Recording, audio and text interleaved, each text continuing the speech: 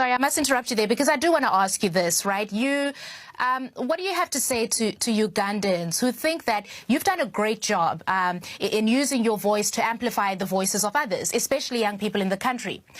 But they argue that that doesn't necessarily make you presidential material. Well, I'm not here because I'm presidential material. There are so many people who are presidential material. They are in their thousands, but they do not have a voice. They be the I come here, I present myself as a glue. I present myself as a glue to put together all this resource. What we need right now is a leadership that will lead us through this dictatorship. Right now, as we speak, I know that I'm fully qualified to lead Uganda. But again, I know that it's not my qualifications alone. It's the qualifications of all the Ugandans that want change.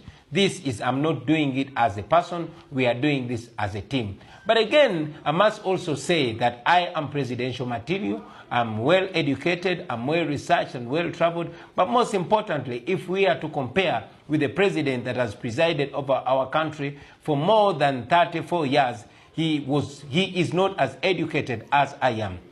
He was not as credible as I am.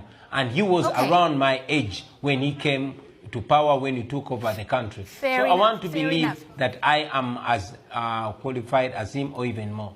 Fair enough. And I want to bring this conversation to you, Mr. Kyagulanyi, because what is it that you are offering Ugandans? Talk to us about some of your policy. Let's talk about next year's election. Assuming you get the job and you are president of Uganda, what is the first thing, for example, that you'll do as the president? I, together with my team, want to put an end to a lawless leadership. We have 5 core principles that we are targeting. One is the rule of law and respect for human rights, which you don't have in Uganda. The laws exist. We have the most beautiful constitution, and we have amazing laws which we do not respect, which the government in Uganda does not respect. So we want to return the rule of law and the respect for human rights. As a common person, one of our biggest cries has been the health sector, because we lose so many people that we shouldn't be losing.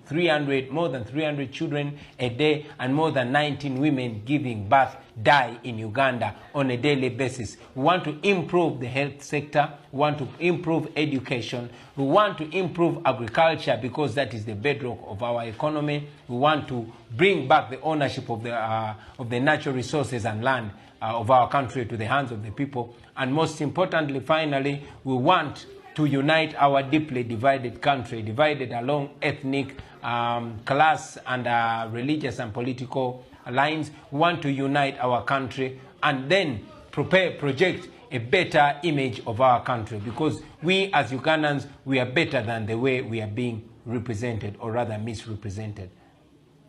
All right, that is Robert Kyagulanyi, better known as Bobi Wine, talking to us from Kampala, Uganda. Thank you, sir.